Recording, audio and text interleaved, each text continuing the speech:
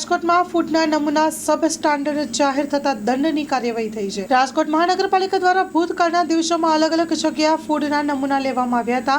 તે નમૂના સબ સ્ટાન્ડર્ડ જાહેર થતા દંડની કાર્યવાહી કરવામાં આવી હતી। સ્ટોરી રિપોર્ટ બાય કે ચોકસી।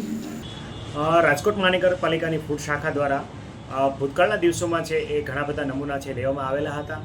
એ નમૂના પૈકી જે છે એક આલ્કેમની A to Z નામની NS1 નામની જે એક ટેબ્લેટ જે છે એનો નમૂનો, આ ઉપરાંત નયનદીપ પ્યોર ઘી છે એનો નમૂનો, pro A to Z dietary supplement A to Z નામની જે ટેબ્લેટ છે એનો નમૂનો લેવામાં આવ્યો હતો। આ ઉપરાંત નંદનવન ડેરીમાંથી જે લૂઝ દૂધ છે એનો નમૂનો લેવામાં આવ્યો હતો।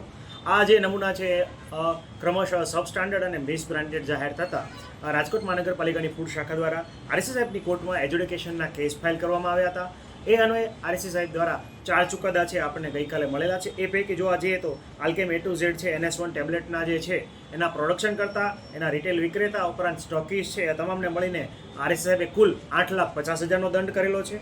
આ ઉપરાંત નયનદીપ જે પ્યોર ઘી જે છે એને એનું જે ઘી છે એ સબ સ્ટાન્ડર્ડ ડિક્લેર થતાં એને 5 લાખનો જે દંડ છે એ કરવામાં આવ્યો છે। આ ઉપરાંત પ્રો A to Z જે ડાયટરી સપ્લિમેન્ટ ટેબ્લેટ જે છે એનો નમૂનો પણ સબ સ્ટાન્ડર્ડ થતાં એને 6,45,000નો દંડ કરવામાં આવ્યો છે। આ ઉપરાંત જે લૂઝ મિલ્ક જે છે નંદનવન ડેરી ફાર્મમાંથી લેવામાં આવ્યું હતું એનો નમૂનો પણ સબ સ્ટાન્ડર્ડ થતાં એને 20,000નો દંડ કરવામાં આવ્યો છે। તો આમ ઘણી બધી મોટી માત્રામાં અંદાજિત જે છે રકમ કહીએ તો 22 લાખ જેટલો દંડ છે, માતબર માત્રામાં દંડ છે તમામ 4 પેઢીને, તમામ વિક્રેતા, ઉત્પાદક ઉપરાંત રિટેલરને કરવામાં આવેલો છે।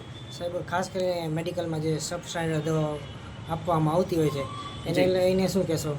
જી, ખાસ કરીને ફૂડ એન્ડ ડ્રગ અથવા FDCA નામની જે સંસ્થા જે છે એ ખાસ કરીને દવાઓ ઉપર ઔષધનું છે એ નિયમન કરતી હોય છે, પરંતુ રાજ્યમાંથી સૂચના મળતા અમારા ફૂડ અને ઔષધ નિયમન વિભાગ દ્વારા જે છે આ નમૂનાઓ છે રેન્ડમલી જે છે લેવામાં આવતા હોય છે। ખાસ કરીને આ દવા જે છે FDCAમાંથી એપ્રૂવ થતી હોય છે, પરંતુ ઘણી વખત જે પ્રોડક્શન કરતા છે એમના જે લેબલ પર લખેલી માત્રા કરતાં ઘણી વખત ઓછી માત્રામાં વિટામિન્સ અથવા મિનરલ્સ તત્વોની માત્રા છે એ જળવાતી નથી હોતી અને એના કારણે આ જે છે સબસ્ટાન્ડર્ડ અને મિસ બ્રાન્ડેડ જાહેર થયેલા છે।